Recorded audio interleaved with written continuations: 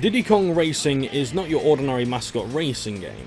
Not only does it feature one of my favourites, but it gave rise to another two, Banjo and Conker. On top of the company formerly known as Rareware creating one of the most revolutionary karting games, they'd outdone their previous efforts with a new breed of 3D platform game. Twice! In the meantime, Diddy Kong had been doing well for himself in Donkey Kong Country and Land, later becoming a hit in DK64. None of this is pertinent to the game we're covering though, I just needed an intro that didn't copy CGR Undertow's review.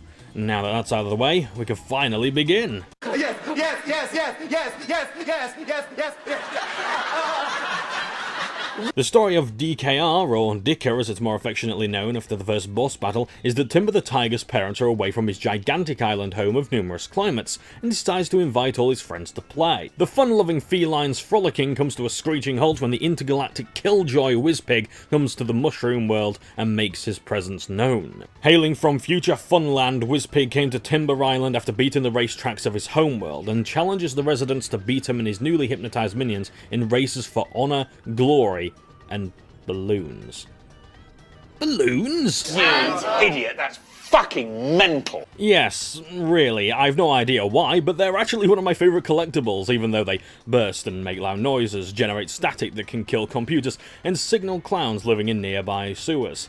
And by George, do they float! They all float! We're gonna take you down, take you down, take you down to Floaty Town! I'm bored of this. I'm going for a Twix. Also, it's best not to question what exactly this has to do with Diddy Kong as an intellectual property. I mean, maybe it's because extra lives are balloons in the Donkey Kong games? That and bananas are the only items that make this a DK game. Not that you'll be worrying about that too much, as like me, you may be in awe that this game would later be a gigantic influence on kart races to come, namely Crash Team Racing. The most obvious comparison to make is its hub world. There's 3 layers to the place: the centre where 2 sub-lobbies exist, the roads to the other 2 lobbies, and the stuff between. And what beautiful stuff it is. In CTR, players can reach every racer's portal without loading screens, but here the transition is not quite as smooth. Still, other Crash games suffered, such as Wrath of Cortex and Crash Bash, enjoyment of which still hasn't been made illegal yet. You idiot, that's fucking mental. However, I strongly believe that it was DKR that influenced the map's conglomerate idea, that when you approach the Elephant Taj or one of the zone entrances, the tune remains the same, but the instruments change. Okay, Dr. Jazz, let's hear it.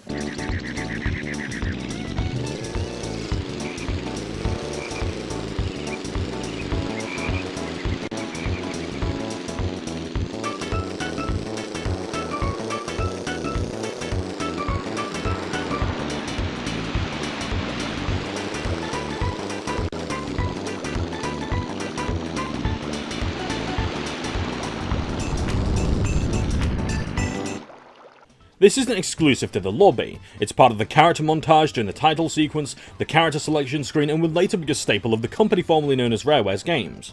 I guess the composer, David Wise, is just that in both name and nature. The lobby is not just eye candy though, the central area is a nice casual way of testing your chosen character's controls and speed.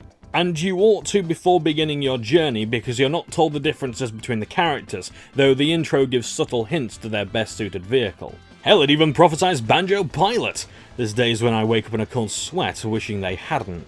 According to the website Dicker World, Pipsy and Tip Top are the slowest characters with the best acceleration and handling, followed by Diddy, Timber, Conker and Bumper. Heavier characters such as Banjo, Crunch and the unlockable Drumstick are faster, but don't control as well, but the ultimate character is TT. Titty can be unlocked only after beating the time trial records is set on each level. Taj and Wizpig are unlockable in the DS version of the game, but I'm not playing that, so I couldn't comment on their performance. Maybe some other time. I wouldn't mind this so much were it clearer, and even with the disclosed stats, I'd still be able to feel the minute differences between characters of the same class. A lack of transparency is a pet peeve of mine, but what are the differences, pray tell? Turning in Diddy Kong Racing can be dreamy or dreadful depending on who you play as. Lightweights don't feel as though they're sliding out of the way of power-ups, bananas, or other useful items for a start. But without the speed buff one receives from collecting 10 bananas, you may lag behind. On the plus side, nippy characters don't need to use the 3 power sliding techniques to function remotely well. By pressing R, you push yourself out in a wide arc. By pressing B, you can brake, and by pulling back on the joystick, you can reverse. If you're feeling adventurous, pressing R and B causes you to suddenly jerk, pointing you in the direction you want to go. You don't get that kind of fun in Mario Kart. You idiot, that's fucking mental. That's enough of that. Out of the 3 control methods, the B press was the most adequate for all characters, but still not as effective as other games' drifting mechanics. It's another example of the game trying to do things for me, but in its defense, Crash Team Racing wasn't around to show it how not to be shit. Heavyweights and semi-heavies aren't automatically condemned because of this. They add another layer of challenge which was sometimes welcome, and failing that, they'd usually fare better in vehicles such as planes or in boss battles. While playing, I found having to change my character to perform better in a single race, vehicle or challenge annoying, but min-maxing in a company formerly known as Rareware game is not unheard of. Even when said company formerly known as Rareware was acquired by Microsoft, eking out every last drop of performance is demanded in games such as Banjo-Kazooie Nuts and Bolts. But fuck me, when you overcome the trials ahead, you're the king of the hill! I can't remember the last adrenaline high I got from a karting game.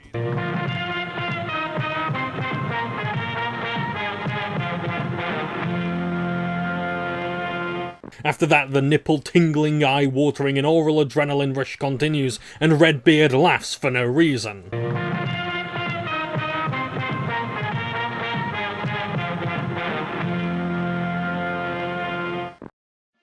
Before you even begin to know what it's like being me for a few measly minutes, it's time we look at what's required to reach such dizzying heights. Your main collectibles are the balloons you get from beating races. Now there are a few scattered in the lobby which were my favourites, but their impact on your long-term progress is mostly insignificant. By reaching first place in a race, you win a balloon. By reaching any lower, you get to reload your save state. Upon winning a couple of races, you may realise that you don't have enough to face the boss by beating one last race in the zone.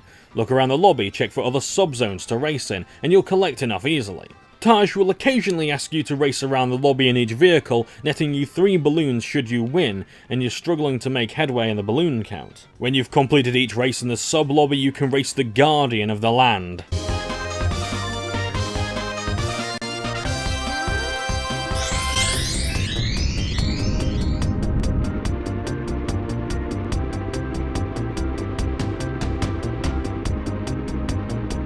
These races are between you and another large racer, equipped with the ability to push you out of the way or stomp on you in the case of the first boss. These guys are as tough as nails and do not dick around on their own turf. Tricky the Triceratops thunders through the track like me chasing after salted caramel donuts in Morrison's.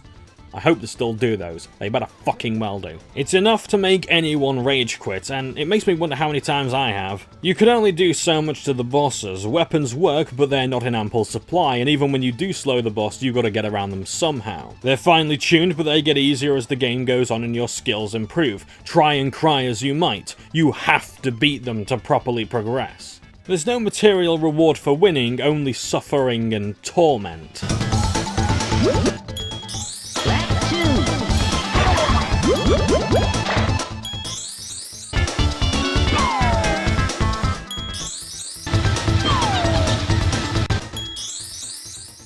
I'm sorry to interrupt. Who wants to go and watch Bollock Vision?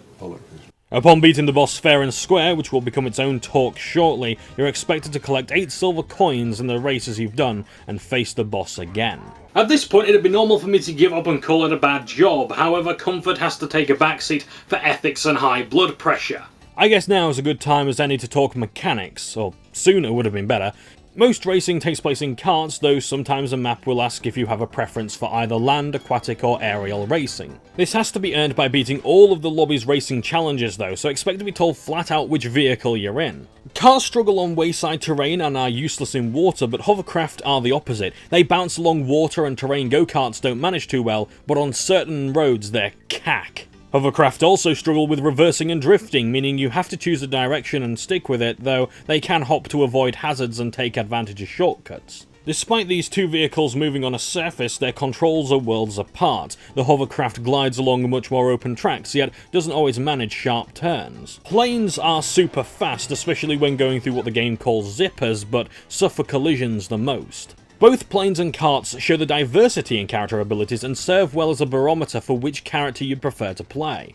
Out of all the vehicles, I found the hovercraft to be the most fun, with planes being the most consistent with controls and being able to navigate the tracks with the Y-axis of the screen. If I had to choose a main with all these things in mind, I'd definitely choose a lightweight if Titty weren't available. You idiot, that's fucking mental. So, races. At the beginning of a race, you can get a starting boost, which usually means 4 of the 8 AA opponents will too. If you mess up and you only get 1 A press to get the boost, only 1 or 2 opponents will zoom ahead. Depending on how close to the word go you press the acceleration, your boost will either be so-so or super, which will drastically impact your early game performance. Because computer opponents huddle quite closely, it's easy to lose a comfortable position to the slightest drawback. And the CPU isn't anywhere as vengeful as LEGO Racers, which was akin to the antagonist of I have no mouth and I must scream. Most of the time, enemies forget to use the offensive power-ups they pick up, spending more time aiming for the speed pads, or zippers. I found it interesting to note that you get a greater green speed bonus by decelerating before hitting the zipper, which will later become vital. The AI has no such advantage. The highest boost it will get is the one before that, the Purple Peril. It's also suffering from a vitamin B deficiency with how much fellow racers chase after bananas. To counter the AI, you have 5 types of power-up: offensive, mobility, and 3 utility ones. Purple balloons offer shields that can cause enemies to spin out every now and then, green balloons have oil, mines, and bubbles to keep an enemy tied down, and multicoloured ones pull you towards your foe with magnets. The red balloons, all 99 of them, contain rockets and the blue ones contain speed boosts. The earlier comparison to LEGO Racers is fitting here. Like the Killer of Bare Feet, DKR has a power-up system that allows you to build up your item for improved usage. Most of the time. I have no objections to the power-ups besides the purple, red and multicoloured ones, but every balloon has a common issue. It's easy to break the combo. Like LEGO Racers, the moment you touch another coloured item, you automatically get it. You don't need to drop or use the current one, unlike Mario Kart or Crash Team Racing. But anyway, the former and latter of the previously mentioned power-ups, the purple and rainbow ones, appear too few times to be worth building up, so I never saw past the second upgrade tier. Also, why build up a shield if there's nothing to shield against? The red balloon power-ups have one of the worst upgrade paths. The first balloon you burst contains a single rocket, which seems to have no coherent aim. No matter my speed, the position of my cart, or how level the road is, I can't seem to get them to fire in the direction I want. Because they don't clip to the road like projectiles in Mario Kart or LEGO Racers, they can shoot off into the air, which isn't helpful except when in a plane. Strangely, I have more luck when piloting those. You know we do it right. I make sure every night. You idiot, that's fucking jazz. Upon hitting the second balloon in a row, you get a working rocket. I say working, it works if you don't have any tough turns to make. It's a sorry state of affairs when not even the power-ups can swerve properly. I should introduce them to the characters of LEGO Racers intro. Your third red balloon gives you 10 ordinary rockets, at which point I give it the finger. This is the second time I've found the green power-ups in a game to be the most useful. Having covered power-ups and speedy boys, there has to be something else I can do to beat the AI. There are shortcuts, but the best ones are the riskiest and put less emphasis on good items, but zippers or bringing you closer to first place if you don't scrape and bounce along the walls. Most shortcuts are tight passages that test players who like to gamble with their position, so characters with improved turning and handling ability are better suited for them. The real danger in the game's tracks is not roaming dinosaurs or logs or haystacks with eyes, but walls. Trees are also buggers for this too, causing you to wobble out of control after they slingshot you away. You are strongly discouraged from cutting corners or simply taking the slightest risk on the track. Dragon Forest, the 4th sub-lobby, can eat a bag of fanny for this. Not that the silver coin mode is any help. I have no idea why it was made a mandatory part of the adventure mode, but it's gotta be done. The things I do to assert myself as the #1 authority in all things karting, eh?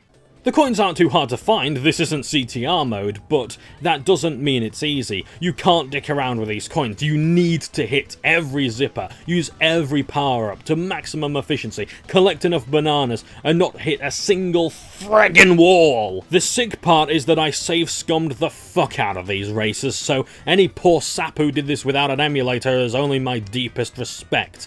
But I'm still better than them. If you get further than my childhood self and beat the silver coin challenges in a single lobby, you get to face the boss again. Only now it's even harder. Yes, that is possible. This time you're offered a special prize, and in capital letters too, so you know the boss is being serious. Your rival tends to move faster, use stronger weapons, place said weapons more strategically, and has an environmental advantage in the second round. Even with a guide and save states, there's no way you'll beat the Guardian of the Realm in a single try, so it's best to learn the boss's moves and how to avoid them before pooling all your energy into a win. Besides, they take more than what you've learned in the ordinary races to overcome. I'm talking about exploits, tapping the A button like you're tapping Zevran's arse in Dragon Age, and like Zevran's arse, it'll be glowing red by the time you've won the race. So you smack that son of a bitch repeatedly to get the slight boost to your top speed if you don't hold it down like normal. Using speed power-ups without accelerating will also give you a helping hand, and if you can bounce off walls without impacting your speed negatively, I could turn a blind eye. When you've heard that octopus bellend shout "I am a whore" enough times when he uses his items, you won't feel bad. It's any wonder people beat this game on the N64.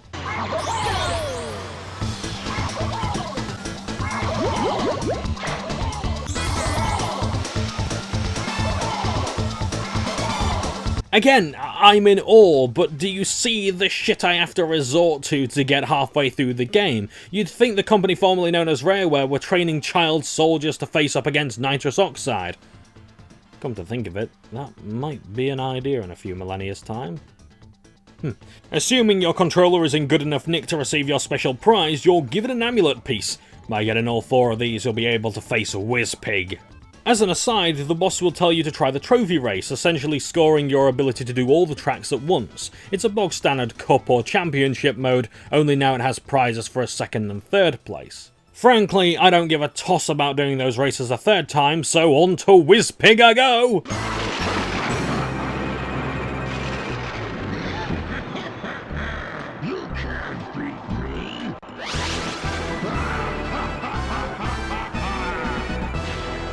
The lead up to Whizpig is one of the most threatening I've ever seen in a boss battle, and the song exclusive to him is the stuff of legends. It hits all the right notes, adequately conveying the seriousness of the battle. If we lose this day, playtime will be ruined forever!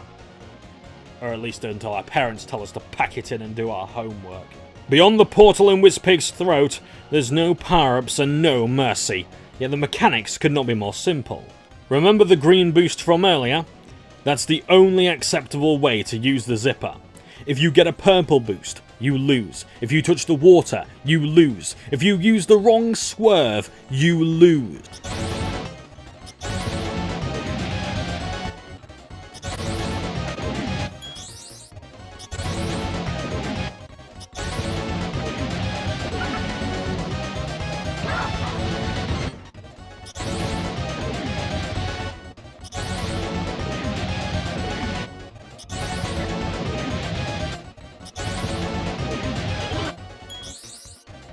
And half an hour later, I won.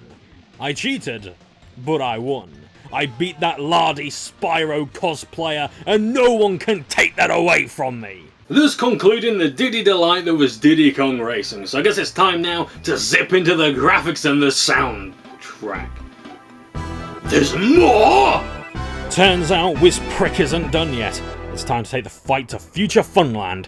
In order to do this, we need to get all first place trophies, drive into a sign near the lighthouse to turn it into a rocket, and then fly there. Okay, it's control.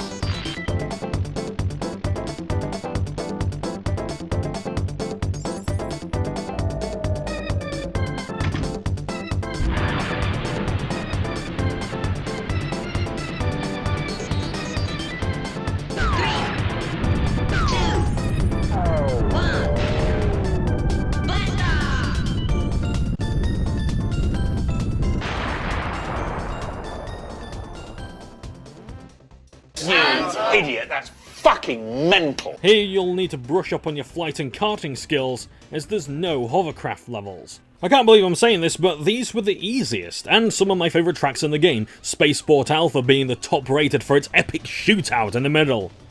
Getting the balloons here prevents you going back to the stage until you're ready to do the silver coin challenge, which doesn't require a boss's permission. Gee, thanks. You prick. The difficulty for these wasn't so bad. It seems the company formerly known as Rareware were as tired as I was at this point and made them pushovers. I've little to say about these races, you know the crack already. And there you have it. Well, I guess now we can talk about the visuals. Right? Wrong! That funny looking door at the end leads to the second Whizpig race and is only opened when you collect all of the TT token pieces, of which there are 4. But you don't just get them, oh no, that'd be too easy. No, you gotta get the keys hidden from a level of each sub-lobby. Because, of course you fucking do. Want me to collect anything else while I'm at it? 4 snowflakes from each ice level, 4 frogs from the hub, 4 pterodactyl testicles from Dino Domain? This does not expand Dong! Feeling some pity for me, the game allowed me to lose the races because I grabbed the key, which is a good job considering how much of a ball ache the Boulder Canyon one is, and it's a shame given how much I love that level. Who's got the time to figure that out is beyond me. So you get the key and it opens a door in that hub. Snowflake Mountain and Sherbet Isle have the same objective. You duke it out with weapons and can take 4 hits each. Whoever's the last animal or anthropomorphic clock standing wins. This was the only time I felt totally comfortable using rockets, but only because of how open the spaces were, so there was little room for mistakes. In Dino Domain, you have to nab dinosaur eggs from other players and defend them as they hatch. It's not too bad a mode, especially when you've got loads of room to maneuver. It's a similar story with Dragon Forest's challenge, but in carts. You need to collect 10 bananas, though you're limited to carrying 2 at a time to your hamper.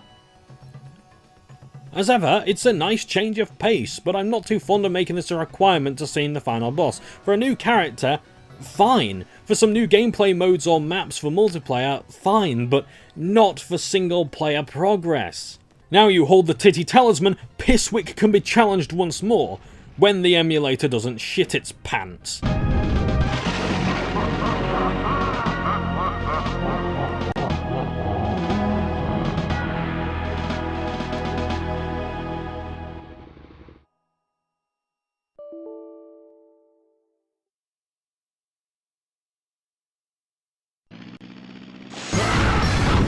On numerous occasions it bugged out, ruining vitally important cutscenes. It's a momentous occasion when an NPC has 2 lines of spoken dialogue in an N64 game.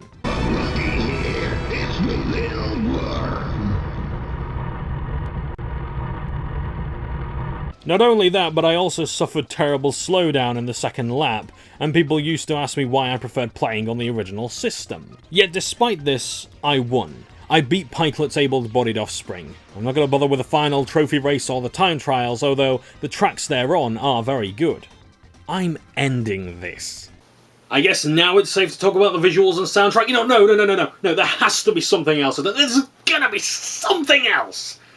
So come on, let's get it done and over with. With what little energy I have left, I'll briefly talk about Adventure 2. No, not Sonic Adventure 2, though some jiggle physics would do wonders right about now. Adventure 2 is basically mirror mode. The hubs remain the same, but the levels, including boss battles, are switched around to be more enjoyable. With how much I enjoyed Diddy Kong Racing, this was a real treat, until I got to the bosses. And all that bullshit I had to deal with came flooding back, and I decided to give up after the first one. It's no more difficult than what we'll call Adventure 1. On the contrary, some of the races were easier, but that might be because of my experience with the game at this point. Alas, diamond balloons instead of gold ones are not enough for me to stick around for Adventure 2. There's no reward for completion other than bragging rights, which I'm not in need of. My crown studded with the spark plugs of my enemies are bragging rights enough. I'm bored of this. I'm going for a Twix. Try as I might, I can't block out what Derek of Classic Game Room said about Diddy Kong Racing's presentation. It's not just sweet, it's sickly sweet. Dicker's colour palette is liberal with its matte colours for character designs, items and zippers, but has the company formerly known as Rareware's signature N64 art style. It's hard to describe it though, it's like jagged blocks of lumpy papier-mâché with detailed painting to give off the illusion of light and shadow. It would improve in Banjo-Kazooie and brighten up in Donkey Kong 64.